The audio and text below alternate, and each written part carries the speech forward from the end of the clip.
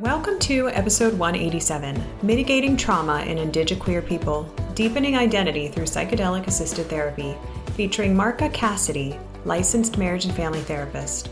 Make sure to subscribe to be alerted about future episodes. By Clearly Clinical. Learn, grow, shine.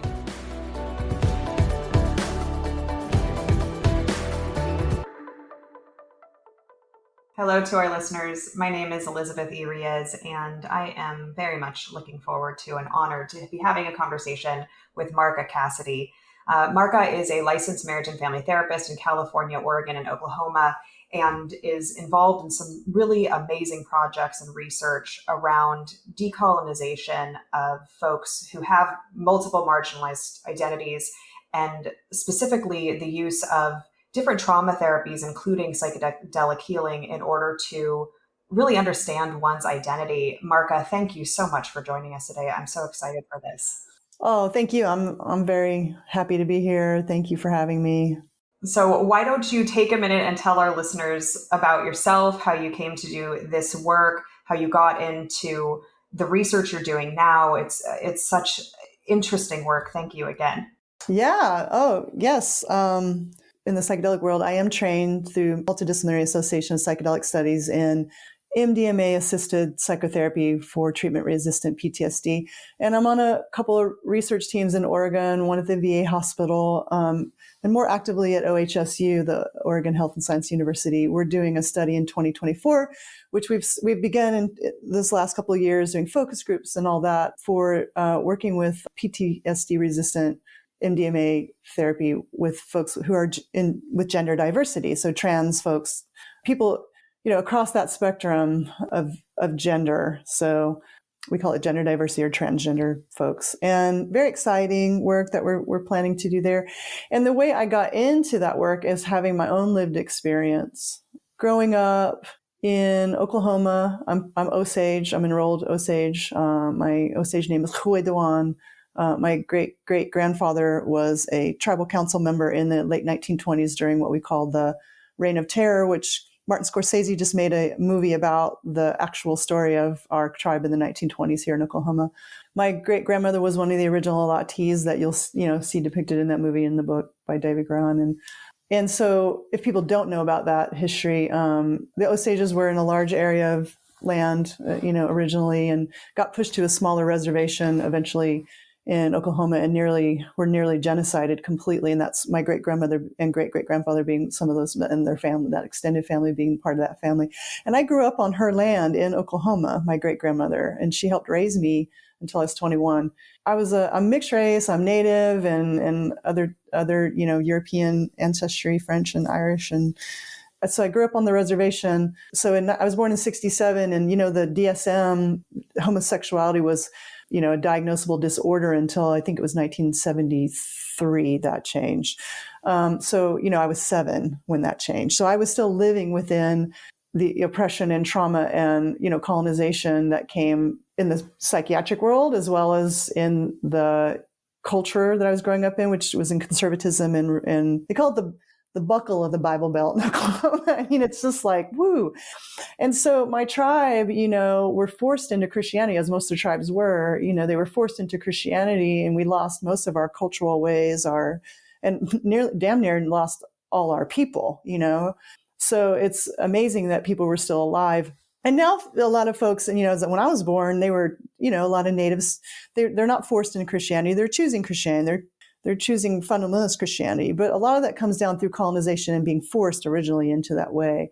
So I was living in all that, and, I was lucky that as a kid, they called me a tomboy, which was a very nice gender expression that fit for me. A lot of, people assigned female at birth get called tomboy. So it doesn't mean that gender expression continues. But for me, that was an acceptable way for me to move in the world. And, people called me that, and I loved it. But when I went to college, I started realizing that I was gay, and the word queer at the time was highly derogatory. Now we have queer theory and queer departments, in universities and stuff. It's awesome, the take back of that word. But, I grew up on a playground where we would throw the ball in the air, and, whoever caught the ball, everybody would mob them and tackle them. And that game was called Smear the Queer.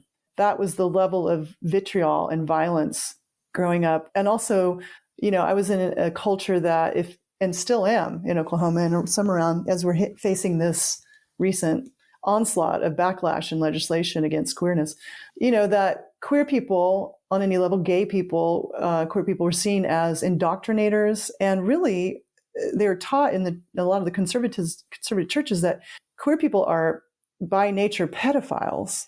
And this continues today, the equating homosexuality with pedophilia, even though if we have, an adult person perpetrating on a child of an opposite sex, we don't, that heterosexuality doesn't get blamed for that. But if a same-sex person does that, immediately we say, well, there's homosexuality. So I grew up in that horrifically then. And then in the 80s, going to college in the closet, very frightened about my own coming out to myself. And as we, folks who go through varying levels of coming out. Also, we were in the AIDS crisis. So here we are. I was trying to be a music major. Music was always something I loved. I still love. Eventually, when I came out, I went from tomboy to butch lesbian, and now I'm a trans masculine, non-binary person, two-spirit. We can talk a little bit more about that identity. Coming out as a butch lesbian in the 80s, wow, that did not go well with the adults around me who were colonized and fearful. It was very different than the professors that were teaching me radical lesbian feminists at, the University of Oklahoma, these guest lecturers who didn't last long, But when I came out, I kind of came out with fear and kind of stood up to the people around me, and it didn't go well. I ended up having to drop out of school, drop out of college, drop out of music study. I'm going to take a deep breath as I'm talking about it because I still live with some of this trauma. And so I became basically homeless, home free for a little bit, living with my queer friends who were in Oklahoma for all different reasons. Usually they were college athletes, or people who loved me and helped me to stay. They started confronting me. They were worried that I was going to kill myself because I was, exhibiting high risk behavior with substances, and because I felt like I was an abomination and that I didn't belong on the planet. It was really painful, but I kept playing music. I had a guitar and I would cover Indigo Girls and Melissa Etheridge, like Janis Joplin, those kinds of things. And eventually I found my way into the community, mostly in Oklahoma City, who were combating the AIDS crisis. And from that, I got inspired to go to nursing school to serve my community. We had just incredible amounts of, loss in our community. So I graduated from OU nursing school in 1992. But that was, previous to that, I was pretty self-destructive. I had an experience one night where I was I was very suicidal, and I had a lightning strike the house that I was standing next to and knock me out into the lawn. I landed on my back, and I heard this voice say to me, "Stop killing yourself. You're here for a reason." And I believe that was a visitation from lightning spirit, or Wakanda, we call the great mystery in Osage. I believe that my ancestors and transcestors and guides came through to help me as well, because they're always here for me. And from that point, I went to nursing school. Yeah, so it took me a long time to recover, but eventually I got into therapy, EMDR therapy being what helped me a lot. And I'll say one more part about what brought me to this work. In 1995, I was working as an emergency room nurse, a trauma nurse, and I decided I didn't really want to do trauma anymore. And so I decided to do home health care. And I was doing a home health care visit in 1995 in downtown Oklahoma City when the Murrah building was bombed. So I went to the nearby hospital to volunteer, and a police car pulled up, and I ended up in the police car, and the police officer took me right to the building, which was still on fire. And I was literally at the building as a first responder. Having all that background as an emergency room nurse and trauma nurse really helped me. But I came through that by 1996. I was quite ill with PTSD, queer trauma, first responder trauma. And this is when I launched out and I moved to Boulder, Colorado. And I stopped being a nurse for a little while. And I started playing more music and writing songs, including my first songs were about the trauma I had lived through. I was expressing it. And I got in with a really amazing group of musicians there. The whole, Boulder was this, Naropa University's there, many healers and teachers from around the world, the consciousness community, a lot of great artists there. And I started playing music in the different venues there in the community, and also entered into some of the psychedelic healing. that helped me so much. And so over the years, I played a lot of music. I did psychedelic healing, and I did EMDR therapy. I was receiving EMDR therapy, and eventually moved to California to play music. Was going on tours with different folks, and I ended up deepening into the healing communities there, including 15 years with an ayahuasca community with an Ecuadorian-based shamans, long lineage, who would come or train folks who I worked with there. And I started noticing similarities between EMDR therapy and this, ayahuasca or plant spirit medicine. And so that really fascinated me. And so I started working, I eventually also started studying nonviolent communication because I was working as a nurse again in some kind of, burnout work, kind of difficult situations. And I studied NVC. I kind of naturally like to talk to people. I'm glib also. I like to tell stories and I like to hear stories. And so I eventually went and got my degree in counseling. And just as that was, I was coming through my 3,000 internship hours in California, working at Native American Health Center in San Francisco, and as a crisis counselor in Alameda County, we started having MAPS, really started working more with the FDA and the DEA to bring forth this great research that's still been going on since the 80s with psychedelics. And now we're very close to legalization. We've got decriminalization. We've got psilocybin going in Oregon. We've got, what's looking like MDMA is going to legalize. We've got, ketamine that's already legalized around the country.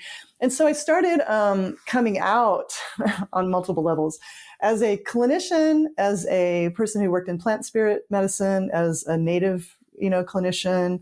And now I get to blend all these worlds. And then I end up on these fabulous podcasts talking to people like you, like what is going on in all these different worlds, around identity, queer identity, native identity, healthy use of therapeutic use of psychedelics and plant spirit medicines, and decolonizing sexuality and gender. We can talk more about that. It's kind of the mission that I'm on right now with all of that. Yeah. Thank you. I think understanding your relationship to these different facets and then how they come together, I think is helpful. And in our prior conversation before we started recording, you were talking about how the research, when we're looking at psychedelic assisted therapy, Mm-hmm. I mean, all research tends to be based on a pretty specific group of folk that may not translate to the needs and the specifics of other people. Can you speak a little bit more about that and what you're seeing in the indigenous communities and also in the queer community, or I mean, I'm going to Mm-hmm. broaden that, saying marginalized communities in Yeah, general, exactly. use of psychedelic assisted therapy and why that's so unique for this particular group when we're not just looking at this standard straight cis white person. Yeah, well, first of all, I'll say I have a lot of respect for MAPS and the research community that's kept this, MDMA and these types of things, LSD, of course, and then MDMA. MDMA was being used in the 80s quite well for couples counseling, to bring empathy for folks. And so when that all got shut down, Rick Doblin, who started MAPS, he was, he has been on a mission ever since the 1980s when the DEA declared MDMA a Schedule I drug. It was heartbreaking. So for him to keep the vision and keep this alive, and the universities that have, boldly gone into keeping this alive to where we are at this point, where we can even have this conversation about making sure that we're having better access of psychedelic and psychedelic therapy to marginalized communities, full respect there. However, within that research, we do have issues of that most of our researchers are white, straight, cis people, and most of the research participants are white, straight, cis people.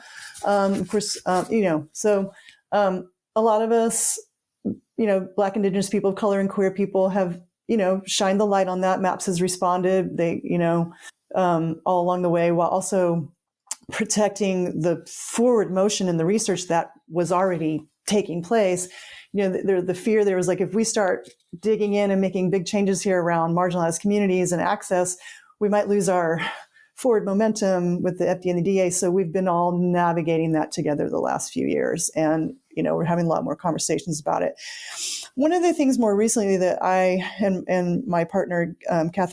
Catherine Costello and Alex Wexler is an amazing psychotherapist and psychedelic, we're queer psychotherapists. And Shakruna is a online organization that works with BIPOC folks and, kind of keeping the eye on these types of topics for Indigenous people, BIPOC folks, queer folks. So within that world, we put together a book called Queering Psychedelics. They have a conference called Queering Psychedelics, Shakruna does.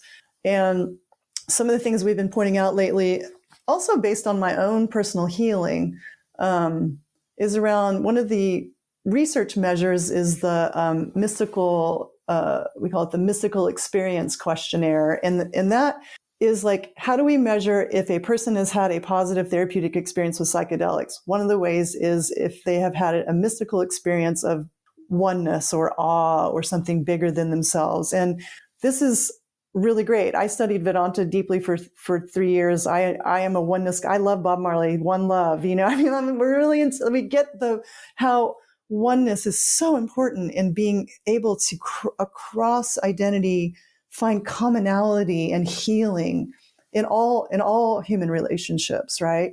However, if that's what we're measuring for, there's problems in that maybe for white cis straight people, it would be better for white straight cis people to have more of a understanding of others through oneness, but for those of us who have had queer trauma around being Black, Indigenous, people of color, we have been putting forth, we think it's important and it's anecdotal that people actually heal into their identity.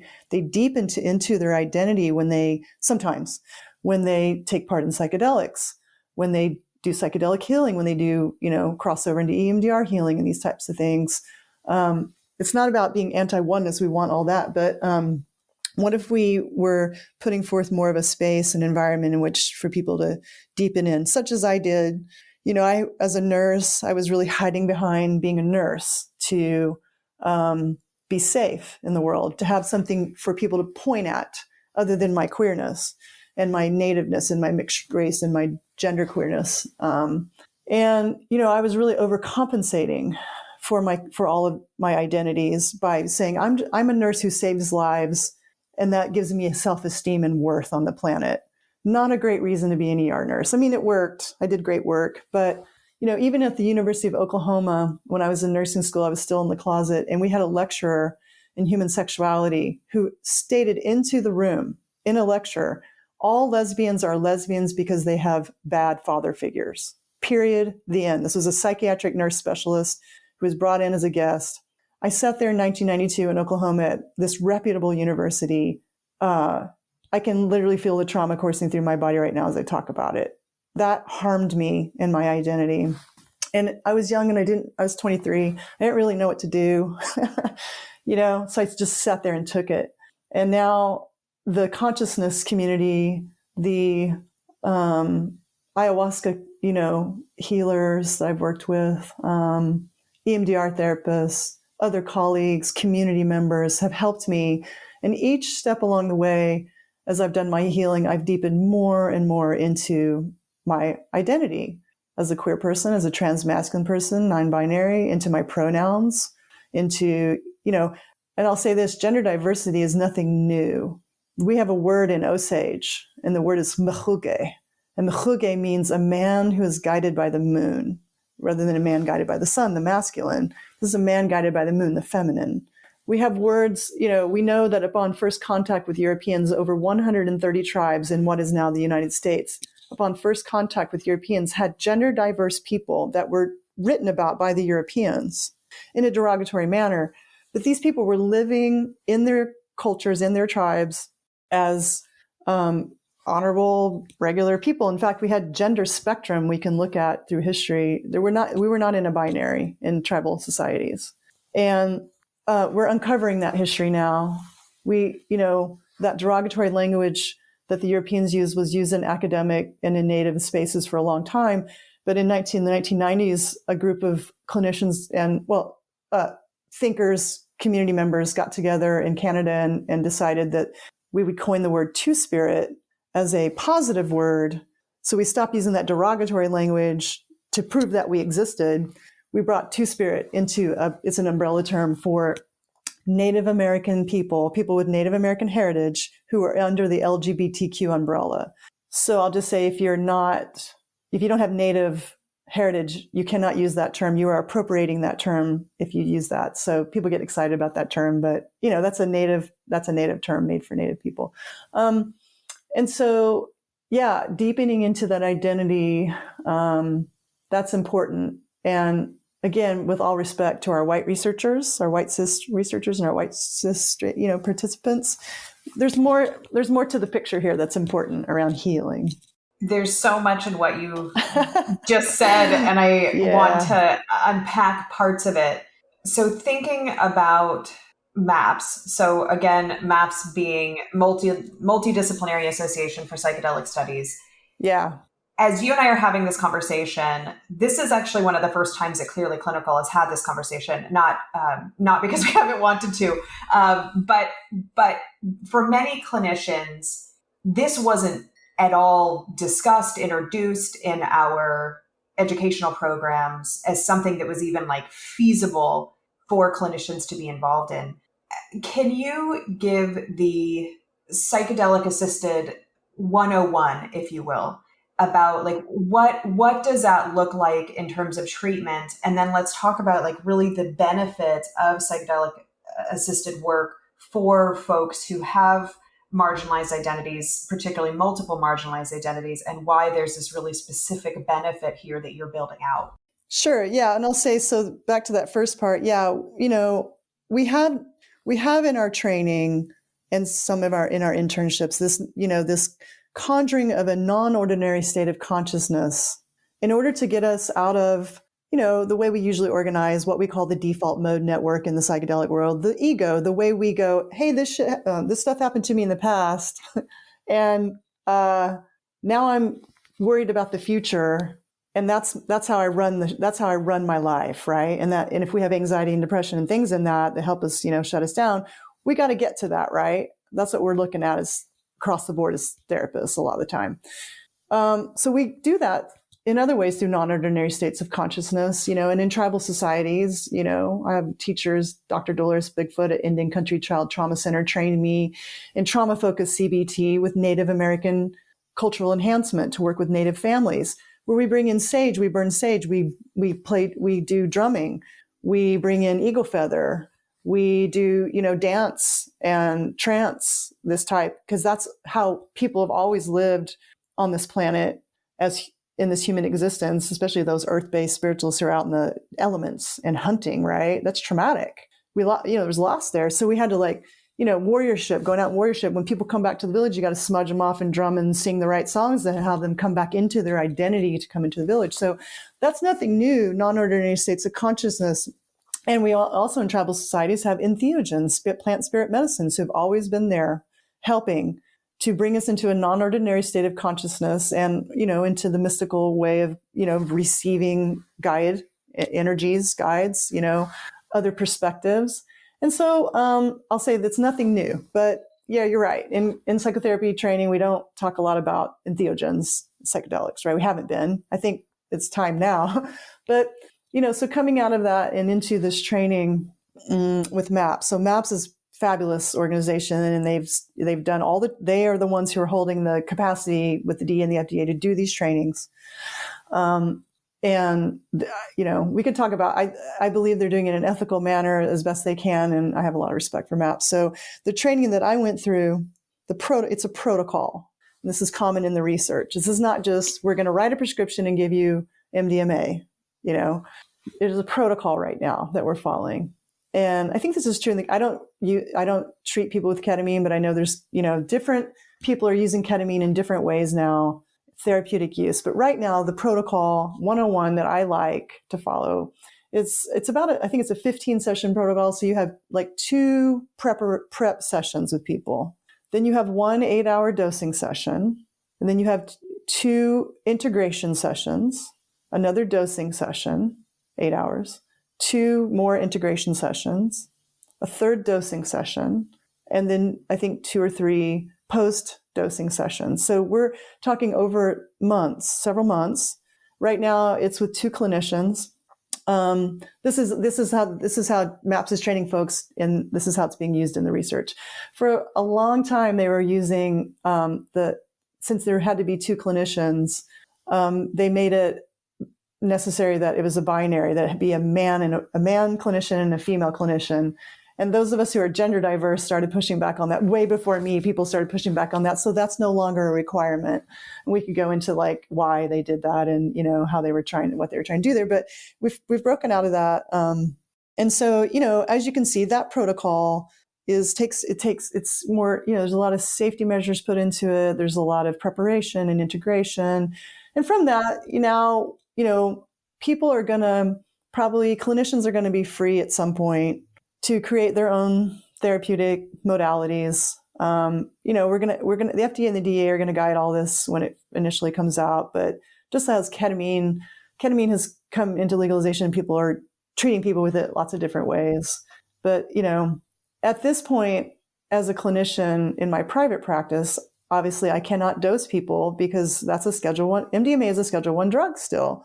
Psilocybin is legalized in Oregon under certain stipulations, but for the most part, we have decriminalization, but we can't dose people as clinicians right now unless we're in a research study or we're doing ketamine. But what you can do as a clinician is talk to people about harm reduction, and you can also talk to them.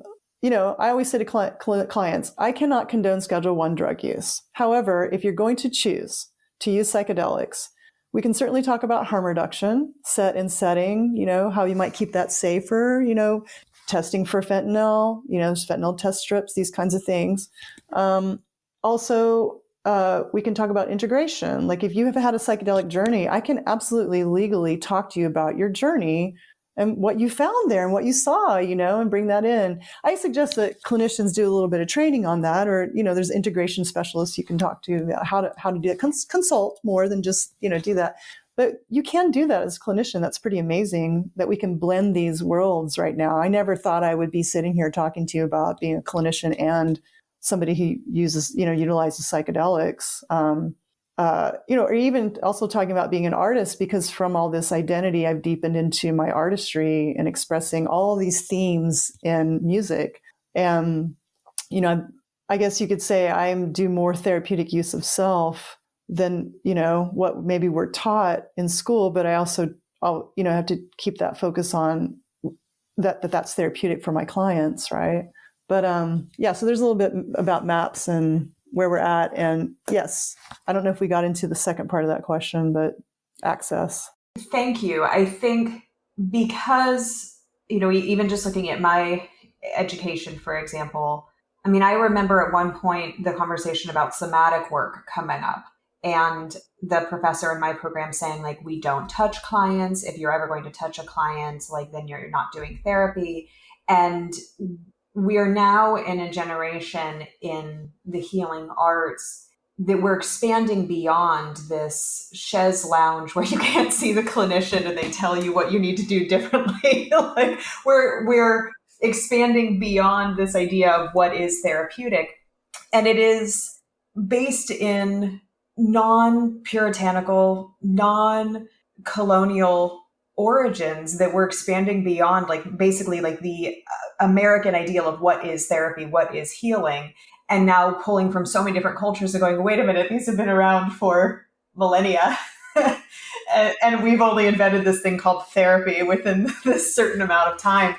I think it goes without saying, but it's about darn time that we expand beyond this definition. But also I appreciate what you said, which is understanding the importance of training in it, of consultation in it, to make sure that if we're going to expand into these different varieties of healing that include somatic work or psychedelic work or use of animals in healing, for example, or outdoor therapy, all these different ideas, making sure that we're doing so appropriately and that we're skilled and experienced enough to provide a container to support somebody in their healing while we're doing that. Yeah. And I'll say this, I understand those guidelines on touch and appropriateness, but we're also, those laws and rules and all the tests we take in the licensing exams where, a third of the questions talk about not touching your clients or do not have sex with your clients. Right. We get it, right? It's hammered into us. We get tested on it. We have to do CEs on it. We have to do, it's always there. Why? Because those are the weakest links in our field. Yes, there are people who are inappropriate that get through and cause harm. So I get it. Including in the psychedelic world, we have a clinician who was in research in Canada. He and his wife were a research team. He went beyond, he, had sex with his client who he had been treating with MDMA in research. Horrific in our field. So we have to have measures in place, conversations. I really want more consultation where people can talk about their, anything that comes up for them in being a clinician, including attraction or, sexual energy or whatever, especially in the psychedelic world. We have to be able to talk about it, right?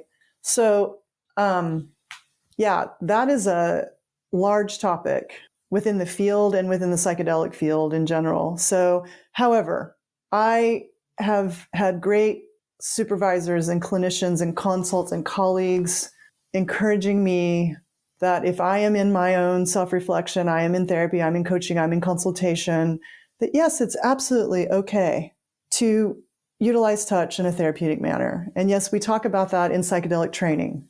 And it goes something like this. In your preparations sessions, you say to the client, let's talk about what you'll need and kind of how we create an environment, and you have a playlist, and you maybe will lay down on a futon, and we have like eye mask. If you want that, you can go internal more, or you can come out, you can make contact with one of the two therapists, right? I do think we still have the two therapists in the room, the research to kind of keep it, maybe that's a safety measure. I don't know. We're still wondering why do we need two clinicians, At some point we won't have that any longer because that's not sustainable, that's, on a financial level, which is a whole nother topic around accessibility. But that we have to prepare. We have to say, if you want to, if you would want some touch during a session, let's talk about that, because sometimes people do. I might say to you, like, would you like me to hold your hand? Or if you want me to hold your hand, you can hold your hand out. If you don't want to speak, you're deep in the music or into, your process with psychedelic. What would your signal be to me that you want to hold my hand? Maybe you wave at me a little bit and hold your hand out, and I will hold your hand. But if at any point that doesn't feel okay, let me know. That has deepened into some clinician spaces where the person is doing attachment healing and they want to be literally held. And that is therapeutic and healthy, but we have to be checking ourselves on that always, of course, right?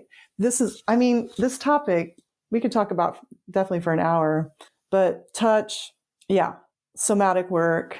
To that end, talk to me about that benefit that you see, why you're working with Oregon Health and Science University and said, here's what we need to do and here's what we need to understand in the research. You talked about this idea of oneness. Can you expand on that and the benefit of understanding oneself, particularly for folks who are not the Times New Roman font of our culture? So I had an experience, I'll just say this, in my community when I was doing a lot of healing work through EMDR in EMDR settings, where I would go in and, re-experience trauma and bring over adaptive information through tapping and what we do with EMDR resourcing, calm. Now we have wonderful Laurel Parnell's attachment-focused EMDR, where we do resourcing around calm, nurturance, protection, wisdom, kind of that we're resourcing a secure attachment and bringing that information over to old memories and formative year wounding for complex trauma in childhood, right? I love that work. I've done that work. I've received that work. I do that work with people. I just love it. But ayahuasca, or it's sometimes plant, community-based, with proper leadership, set and setting, does similar.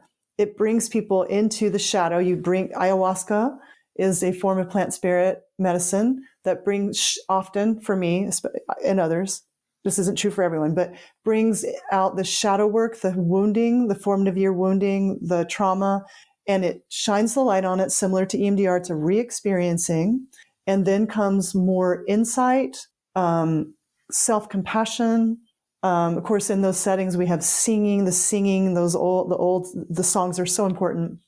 And the energies, and limpieza is a type of cleansing that a shaman will do with someone who during a ceremony to cleanse the energies from the body, these types of things.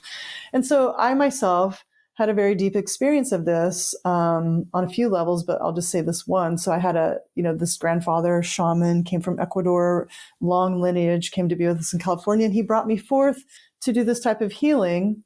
And he said to me, after doing energetic healing with me, I have seen some wounding in your DNA and your tribal people.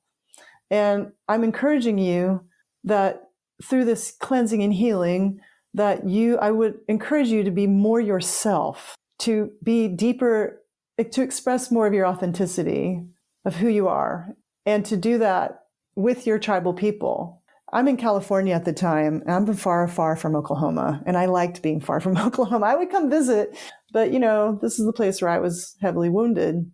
So, I didn't quite know, but I'll say this. He didn't say to me, we're all one, so it's all fine. You are one with Creator, so you are healed.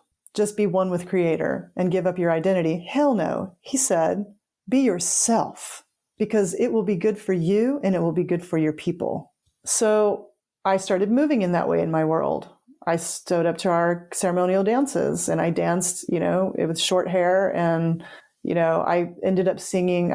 I made an album of music that was, I'll say this, we have a lot of Osages in California because of displacement through the 1920s and the 1950s, long history there of, assimilation, genocide, pushing people out to the coast. So if you win the votes in California for political office in Oklahoma as an Osage, you win the election. So we have all these political people and all these cultural people who come out to California and into where I was living. And I started going to those gatherings. I had never been to those gatherings. And those people all knew my grandfather, who was an Osage congressman.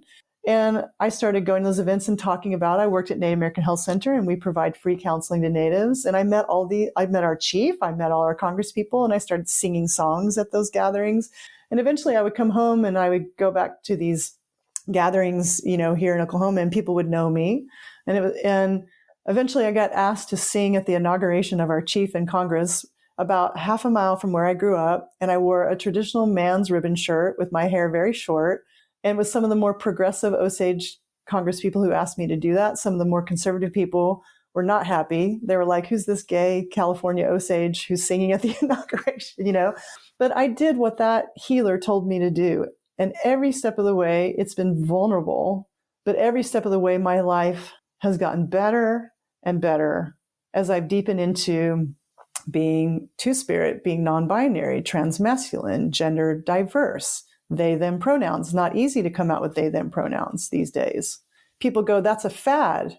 That's, what is this thing you're forcing us to do? And it's like, no, gender diversity is very old. I am muhuge. I am this thing.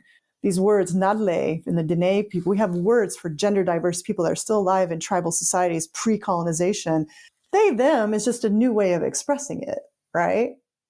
We're just getting creative all the time and evolving in how we talk about it. But we as humans have had this gender diversity forever. That's colonization and boarding school and all this, that's wiped that clean, along with our other cultural ways of being so language is coming back. We're in a land back movement. We're in culture, Standing Rock brought great visibility to natives. We are in a movement right now, and including in decolonization of gender and sexuality. So as I deepen more and more and I talk more and more, I end up again on, talking to cool people like you. People want to know about this because they get it. They know what I'm talking about from my great teachers and healers and therapists and shamans and communities and consciousness communities I've deepened into. Here I am living back a couple miles from my reservation in Tulsa as a transmasculine, non-binary two-spirit therapist I go to the Trans March here and speak. I have, a two-spirit festival happening in October backed by the University of Tulsa. We are deepening our visibility as queer people, as we're also facing legislation. We have doctors leaving the state. We have trans people leaving the state because we were one of the first states to, criminalize healthcare for trans people. But I'm here in my identity, representing. I'm more resourced. When I was here before, and I left in 97, I had seen so much death and carnage, and I had been gay bashed, including at my own university. So I left, but I'm back, and I'm doing healing in this identity, in the very place where I was wounded, and happy to be here. Vulnerable. I have to, take care of myself a lot, but this is why I show up and tell this story, because I've had such amazing healing in all those different communities. So all I can say is we've got to make room. However, that's another topic. How do we make room? That's a big topic, but we've got to around deepening it into identity. Chakruna did a study. MAPS came out with a statement of solidarity with Black Lives Matter. And we noticed on social media a massive level of vitriol when they posted that from people in the psychedelic community. And there's an article on it I can link to you. It's hate and social media in psychedelic communities. Again, there's so many rabbits that I want to follow down different holes, and my brain is having trouble figuring out like which rabbit. Yeah.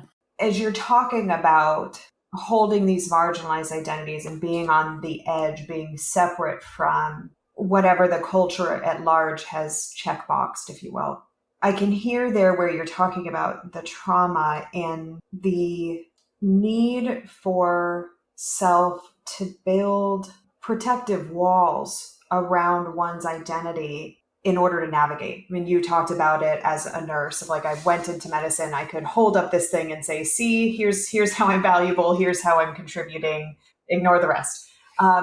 When you're looking at the trauma marginalized people may experience and then layering on the psychedelic work, is it the breaking down of those walls in this kind of safe, contained environment therapeutically? Is that the benefit that you're seeing for Indigiqueer folk? Can you expand on that? Yeah, it's a great question. No, I mean, I think we're always going to need protection. Again, back to that idea of we are all one. Yes, great. I love string theory. I love Vedanta. I love Eastern, Tatvamasi. We are all, you are that. We are all God. And the word for Osage, for God is Wakanda, and that means the great mystery. It is not gendered. It's the great mystery, right? But we live in this existence within these constructs of race and gender and all these things. That's all made up, right? People go, it's all made up, but we're just all one. Can't we just get over it? But there are actual consequences to race and gender constructs, social constructs. People are discriminated against. They're suffering. So for the people who live through that, who lived through that type of blatant discrimination, physical, literal being gay bashed in a parking lot outside a gay bar by 5 white men who were sitting on my car and pushed me around. And, for somebody who's lived through something like that, yeah, I have walls. I have protection, as Laura Parnell talks about, to be secure on this planet, in this existence. I have to have a feeling of protection. So it's not necessarily about breaking down the walls of protection, but within a therapeutic environment, if we can create a space in which we can celebrate, those very identities that cause discrimination. We have internalized homophobia, internalized transphobia, internalized racism. Why? Because the very thing that we are out in the world that causes people to say things like, a extended family member, in-law of mine knew that I was going to be at a family gathering when I was in my 20s, and there was a baby there, and she said, Marca can't hold the baby. And that got back to me. This is somebody I'd known my whole life. And here I'm an adult and I can't hold the baby now because I, being a homosexual, equate with a pedophile in her church, in her ideology, right? I need protection from that for the rest of my life, right? However, if there's an environment, a community, a therapeutic trust, a place where I can come forth with, to feel more of who I am, express more of who I am, and safely. We've even had queer circles where we get together and we just move all together as queer people, just movement, ecstatic dance, these types of things, where we get together and we just get to authentically move. That empowers, I think it brings vitality, all the energy we go into protection, that's an energy store. That's our energy. So it brings vitality. It brings, secure attachment in that babies, they got to look back and make that eye contact. And then they turn around and they crawl further out to explore their environment because they look back and they know that they've got their back. And over here is danger. Over here, crawling further out into the corners to try the new toys, that's dangerous. Intuitively, we know that. Innately, we know that as little ones. So we got to look back, make that eye contact, and then babies turn around and they crawl further out because they've got that primary caregiver nervous system regulation calm that allows us to go adventuring with a little more danger, because we know we can go back running over there if something happens out there in the bad world, right? So there's some level of that around secure attachment when I myself know who I am, but also it goes bigger for me, who my guides are, who my ancestors are. This is where we can get very metaphysical, mystical. I have guides. I have lightning. The lightning came and spoke to me.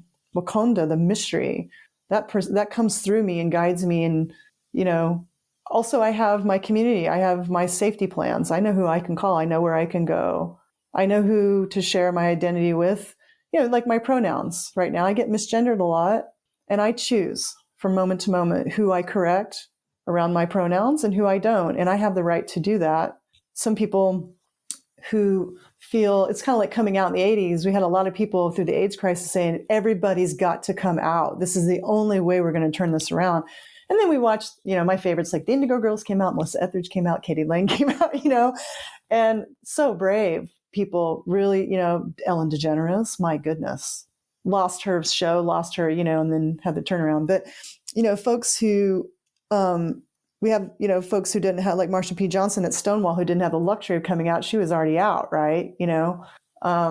Those the shoulders we stand on, who maybe can't pass as white and straight and sit all the thing, right? Trans, the Black Indigenous trans women of our movement of Stonewall and beyond, right? Oh my goodness, but more of us in the 80s came out, and it was a big deal. But, I still feel like coming out is powerful and empowering to our community, but that is a personal choice. Just like transness or any other identity marker around, it's more around gender diversity now, because we have same-sex marriage, we've got it, but that's not, we still have communities where people are not safe who are cisgendered and gay. Cisgender gay people are, but trans folks especially, right? So any identity that's marginalized, if we can deepen into that while maintaining our level of, relative protection in our existence, I think it empowers us. I know it empowers me. So the invitation for a client going through this work is the opportunity to get to know the parts of themselves that have been separate for survival, for that protection that you talk about. You mentioned how MAPS as an organization is trying to be really deliberate with inclusivity. What does that mean for the practitioners? Well, on a MAPS level, they have their diversity, equity, inclusion part. I think they call it JEDI, though. It's like justice, equality. I love MAPS because, of course, they'd be like the Jedis, right? Justice, equity, diversity, and inclusion, I think,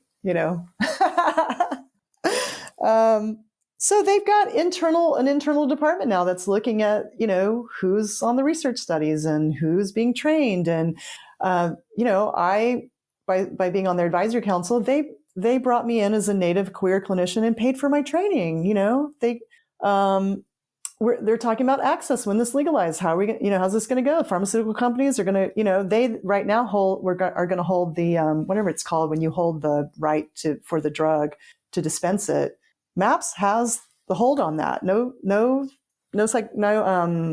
pharmaceutical company has that yet. And the money they make from that's going to go back into research. They're so cool. I mean, they just do really, they have problematic stuff, but when you call it out, they work really hard to look at it and try and to evolve.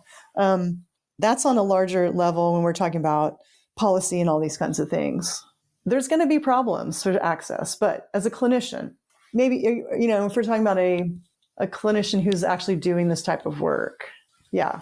What does it mean? Well, I mean, I think number one, it's really important that each individual who's in front of you, you be open to their worldview first. What are they coming in with? What's their trauma? How do you talk about race and queerness? Well, it helps if you have a clinician across from the people who have some type of identity that the person can identify with.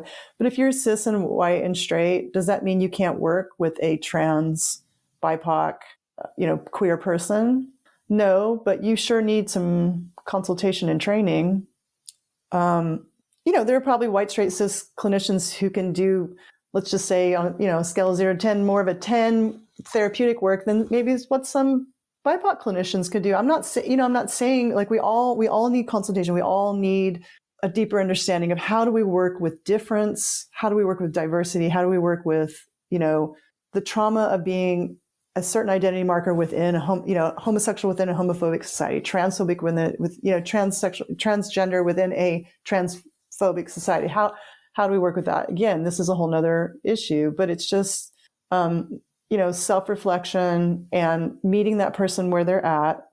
There's a protocol on that. They talk about the inner healer. The protocol for MAPS for MDMA healing is to allow that person's inner healer to come forth. So this takes a lot of skill in, the foundation for me is nonviolent communication. I got deep training in nonviolent communication in the Bay Area, not just reading the book. It's deep needs-based, empathy-based listening I did 2 leadership trainings where we went a week at a time for 4 weeks out of the year into the woods in Northern California and practiced radical honesty with empathy through that modality. And that has set up for me a foundation of how to sit with any person with empathy, guessing what needs they're trying to meet by their actions or by their self-hatred or by those hyper protectors that come in. I'm just in curiosity all the time. I'm just asking open-ended questions of curiosity all the time. I don't, even if I'm, with a trans BIPOC client, I don't exert my trans BIPOC identity onto theirs. I'm just looking for where these medicines, MDMA especially works with the amygdala. It brings the fear factor down and it brings more of ability to access trauma memories or the material that is traumatic. When you come into a therapeutic space and try and shine the light on that stuff, people shut down. It's hard to access that stuff for good reason. It's protected. MDMA helps that. MDMA doesn't heal the trauma. It allows the person to come forth in a therapeutic setting with more self-love, self-compassion, compassion for what happened, and a deeper, if you have had a trauma from being, gay, and then you hate that you're gay, or you feel fearful of people of coming out as gay, and you're holding that, and then it brings anxiety to you, we're going to, hopefully bring forth some compassion for self, love of your gayness, right here in this setting. How would you move your gayness? How would you express your gayness in a world where mehuge, gender diverse people are loved and honored and seen as healers and beautiful people, which is true of most tribal societies around the world, especially including ones today. There are gatekeeper or gender diverse people in tribal societies. Sobamfu Somé was a Dagara tribe from Africa, a teacher of mine who taught grief ritual in the United States. And she came to me at one point and said, in my tribe, gender diverse people, gay people, gender diverse people are on the edge of they have special roles. They're the gatekeepers. They're like the marriage therapists for the straight people. They look in because they can analyze and see. They have a special ability to see what's going on. And then people come to them for counsel. And she's like, and I think you're one of those. I think you might be one of those if you're in my tribe. That was very validating coming from a tribe where we have such colonization and through, forced conservatism. In order to stay alive, you had to do what you had to do from the Europeans that came and forced that on. But that was not true in the Dagara tribe. So Bamfu was able to come forth and call that out in me, that I, not only is it okay that I love myself as gay, hey, guess what? There might even be some qualities here on a spiritual level, on a level around identity that maybe we are special in our ability to hear and see and help and provide and even be in some societies, they're shaman, this type of thing. So I don't know if that's, back to the clinical room. Yeah, whatever comes forth, right?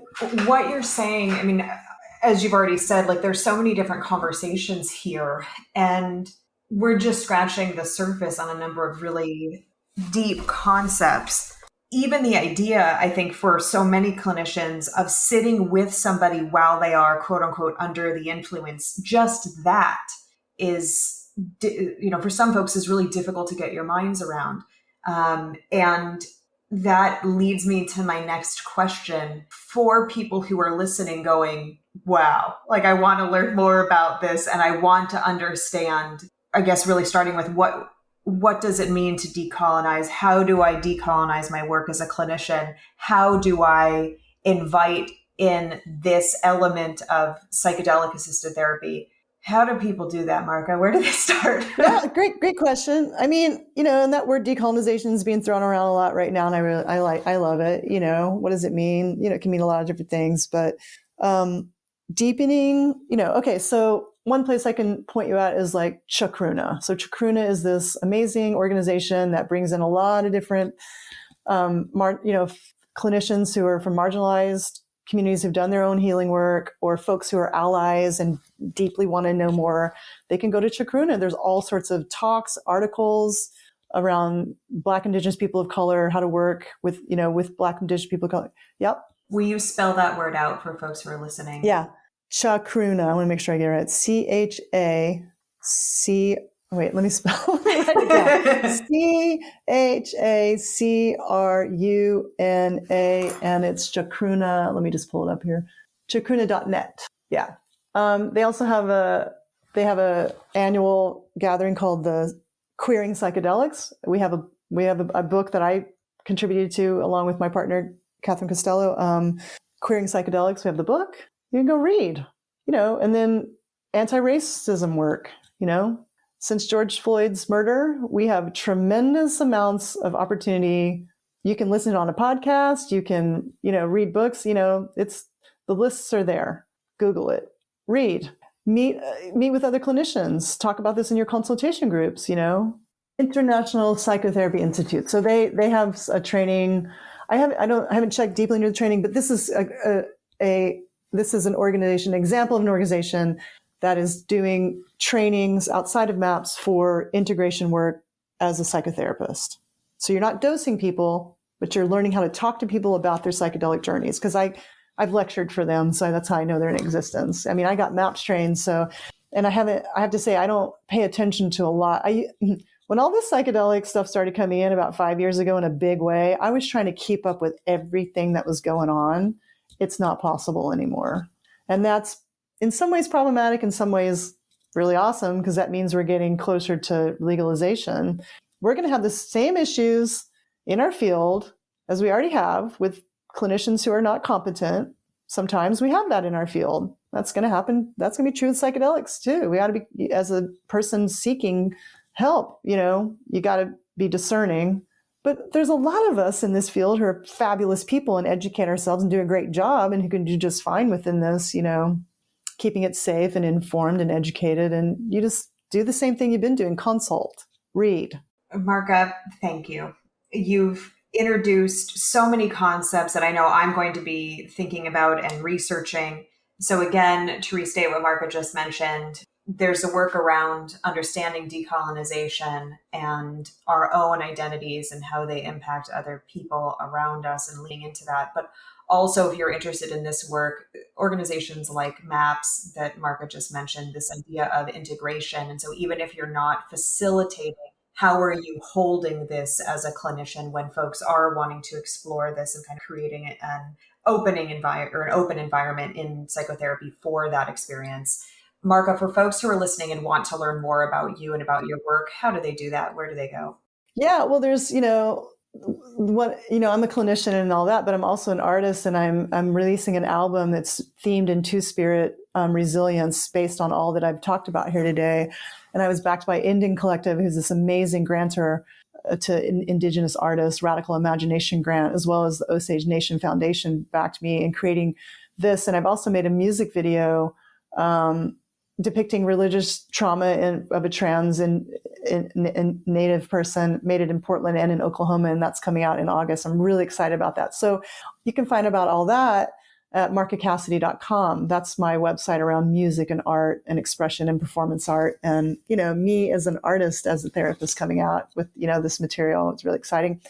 And then as a clinician, I'm at CassidyCounseling.com. Awesome. Thank you. Thank you again for joining us. Oh, thank you. You've brought up so many ideas, again, so many rabbits I want to follow, and I'm sure our listeners feel similarly. Thank you again for joining us and bringing not only this information, but your lens to deliver it. I really appreciate it. Yeah, thanks for listening to my story. I know there's a lot here that maybe people will have a lot of questions, but thanks for letting me come on and just talk some about my healing and to point people where they can go ask questions. It's okay to ask questions. Please do. The other thing I want to put out is for people is a hotline, Fireside Project. So Fireside Project, that's a new hotline for people if people have had a psychedelic experience that they're struggling with, or they're currently having they're having a bad trip or a good trip or whatever, or they just want to do integration work. Fireside Project is a fabulous hotline that people can call. And so you just Google it, Fireside Project. And I like to put that resource out as a crisis line. Thank Yay. you. I appreciate that. I'm sure that's handy to have. Thank you so much, Marca. Yeah. You've just finished listening to another exclusive Continuing Ed podcast by Clearly Clinical. If you like what you just heard and you need Continuing Ed credits, please visit us at clearlyclinical.com to check out our 1-year membership, where you'll have access to our growing library of Continuing Ed podcast courses. Clearly Clinical, where our goal is to help you learn, grow, and shine.